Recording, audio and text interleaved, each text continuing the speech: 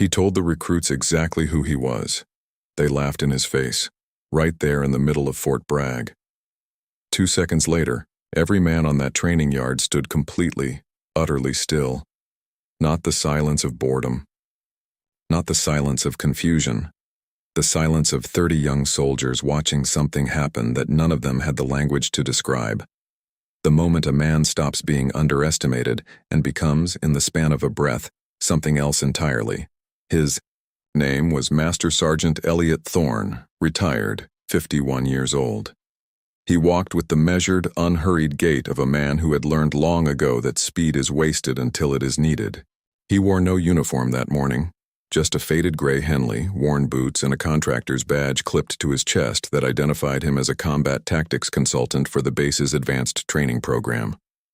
He had no ribbons on display, no insignia, nothing that would tell a stranger what 28 years of United States Marine Corps Force Recon had carved into the architecture of his body and the wiring of his mind. The recruits saw a middle-aged man with a contractor badge.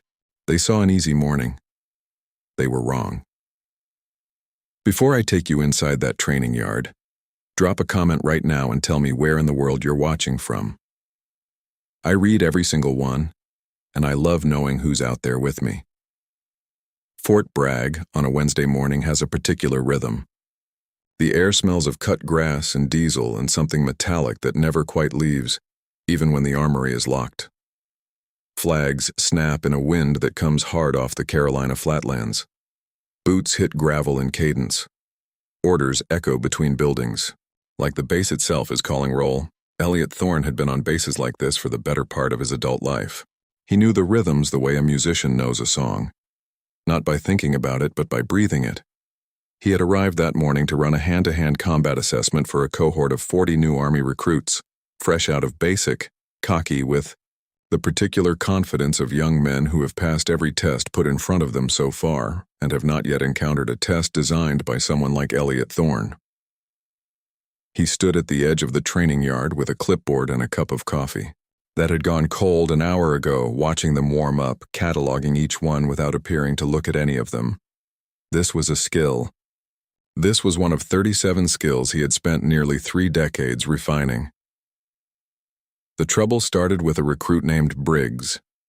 Briggs was 22, 6'2", 210 pounds of muscle and momentum, and the unshakable belief that size was the primary currency of physical confrontation.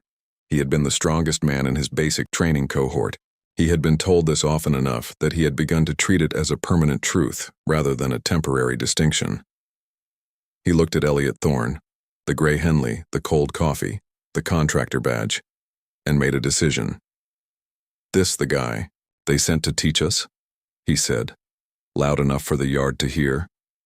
The laughter came in a wave, the way it always does when the biggest man in the room sets the tone. His closest friends, Hayes, Mercer, and a wiry kid named Poole, gathered at his shoulders like punctuation. Elliot set the clipboard down on a folding table. He set the coffee down beside it. He looked at Briggs the way a man looks at a door he has already decided how to open. "You want to run the assessment early?" Elliot said. Still quiet, conversational. The tone of a man who is extending a genuine offer rather than rising to a challenge. Briggs spread his arms wide and grinned. "If you think you can show us something." "I can show you 37 things," Elliot said. "But let's start with one." That got another laugh from the yard. 37 things. From the old man with the cold coffee. Briggs stepped into the center of the training mat with the ease of someone settling into a chair at their own kitchen table. He rolled his neck. He bounced on the balls of his feet. Behind him, Hayes and Mercer were already exchanging looks, the kind that say, "This will be over fast." Elliot walked to the edge of the mat and stepped on. He did not bounce. He did not roll his neck. He stood with his arms at his sides and his weight distributed in a way that looked, to the untrained eye, like nothing at all. Briggs moved first. What happened next lasted exactly 2 seconds. Not 2 seconds of struggle. 2 seconds of physics and memory and 28 years. Of decisions compressed into a sequence so clean it looked choreographed. Briggs came in high. Elliot moved at an angle that wasn't retreat and wasn't advance, but something geometrically between them. Inside the reach, below the center of gravity, redirecting force rather than meeting it. There was one controlled moment of contact. Then Briggs was on the mat, face down, one arm extended at an angle that was deeply uncomfortable without being harmful, Elliot's knee resting with precise, unhurried pressure between his shoulder blades. Nobody moved. Poole had one foot half raised. Hayes had his mouth open. Mercer had taken a step backward without noticing he'd done it.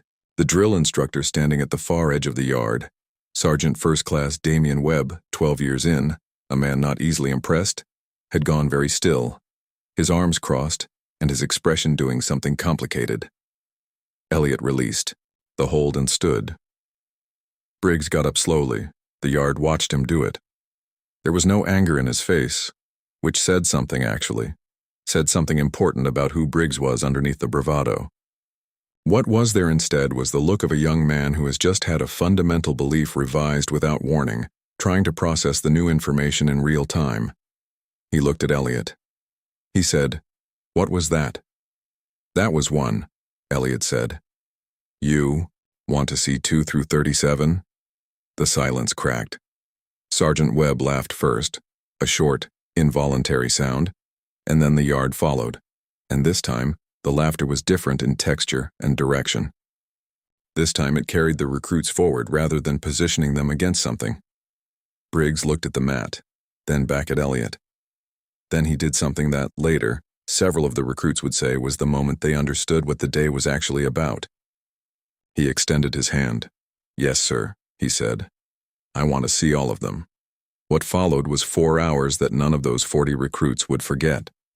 Elliot Thorn moved through them methodically, patiently, pausing after each demonstration to explain, not just the mechanics, but the thinking behind it, the angles, the timing, the way fear can be used as information rather than noise, the difference between strength that is borrowed from size and strength that is built from understanding. He was not performing, he was transferring. There is a profound difference.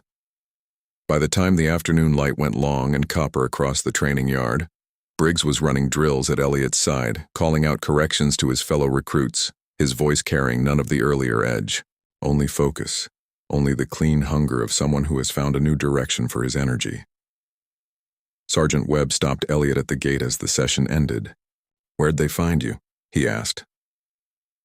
Elliot picked up his cold coffee from the folding table, considered it, and set it back down. "Same place they find everyone," he said. "Eventually. The most dangerous man in any room is rarely the loudest one. And the greatest lessons are never the ones that knock you down.